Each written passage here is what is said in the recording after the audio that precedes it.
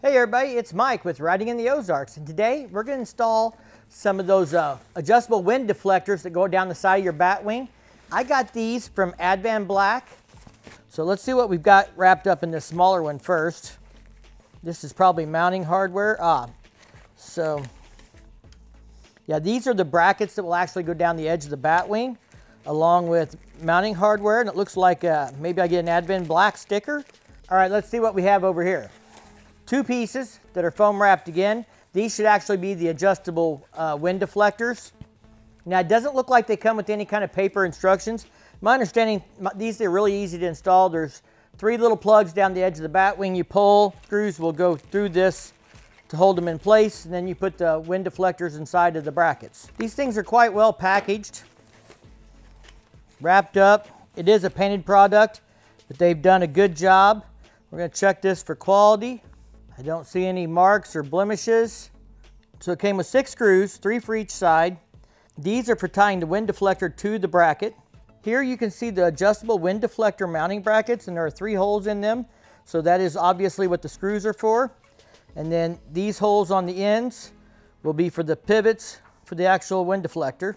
Here's the color matched wind deflector. On the back side you can see these locations for the hinges for adjustment. This should be something anybody can do.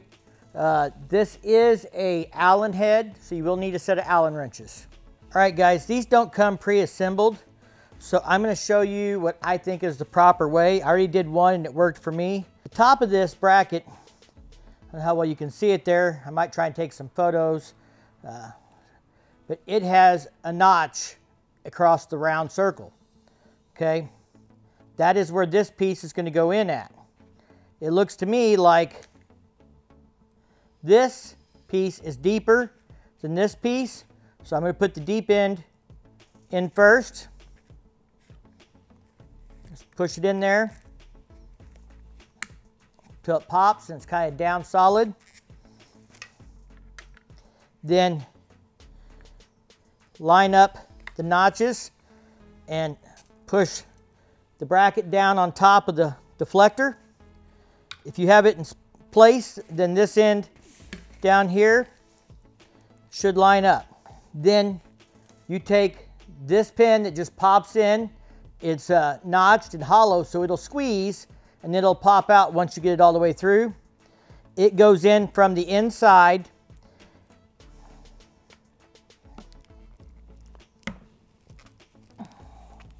Kind of line that up. Just keep pushing till it's flush. Once it's flush, the end of it will be popped through on the bottom. Now the deflectors are mounted to the bracket. I think that's going to be a lot easier to do than trying to do it on the bike. So we're going to do that before we put the brackets on the bike.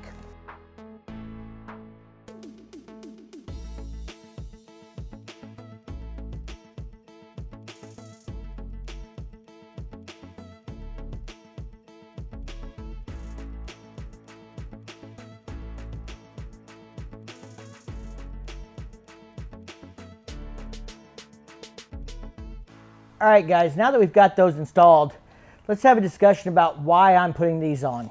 So these are adjustable wind deflectors. In the summertime, you can open them up. You can even kind of point them so that it catches wind and forces it across here. I'm definitely going to leave them on year round. I'm not planning on taking these off, but I am doing some stuff this winter to extend my riding season and make riding in the winter more enjoyable for me. I don't winterize my bike. I ride year round. Now, really bad months, I might only get to ride a few times if there's a lot of snow on the ground. I generally don't ride in snow unless it's been there for a while and they've got the pavement nice and clean, and then it's a warm day, I might get out and ride, get my therapy. To extend my riding season, I've got a set of soft lowers I'm going to put on the crash bars down here. That's going to help with my feet and keep wind off of them. I've also ordered a set of what they call coffin cut hand guards, and they're going to block the wind on my heated grips here. I have apes, and so the wind comes right over my Batwing and across my handlebars, and heated grips are great when the weather's cool. I don't find that they do a lot of good for me when the weather's cold. I mean, when we get down to freezing, I can't feel the heated grips through my insulated gloves, partially I'm sure because the wind is pulling all that heat off as it comes over the Batwing here.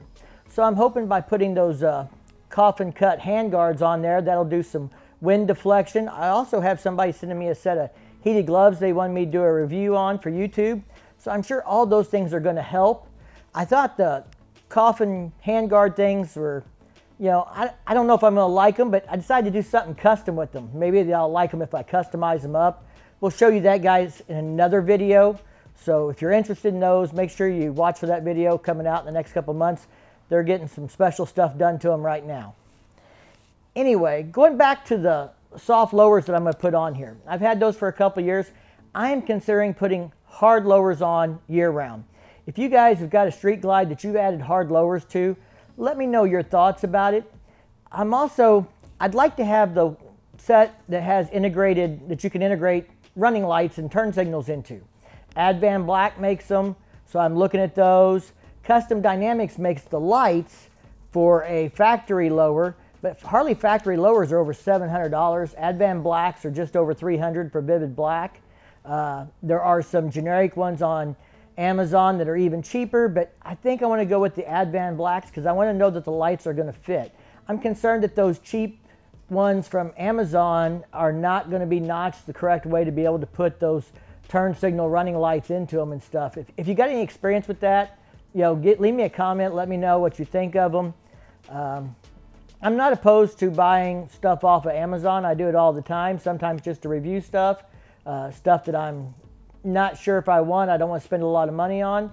I think the lowers, though, are something I'll leave on year-round. As I understand it, you know, you can open up the vent for airflow. I do have a friend that has really short exhaust, and he takes his hard lowers off in the summer because he said it cooks him with that exhaust because it dumps out right there past his feet. If you guys got any experience with that, let me know what your thoughts are. Do you find that the bike is hotter in the summertime with hard lowers on, or does it really make any difference to you? All right, I think we're going to stop here. I'm going to go ride the bike and let you guys know if these things do anything at all to stop that beard lift that I'm getting that's blocking my vision.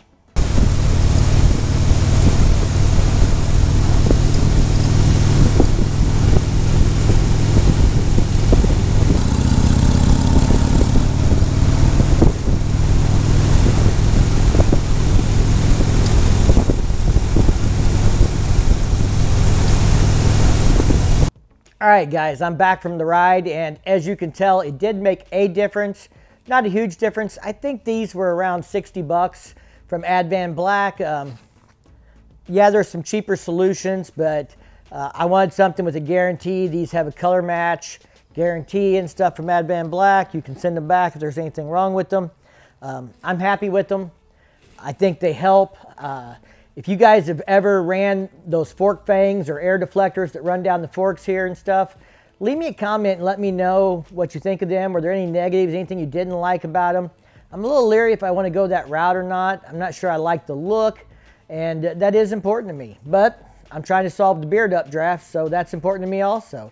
If you've got experience with that, I'd like to hear about it. So please give me some feedback. I want to do a shout out to all the members who help support my channel. Thank you, guys. I hope you're enjoying the early access.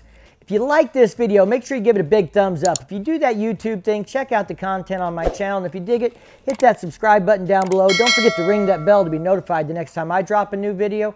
And as always, thank you for your support. Stay safe and keep on riding.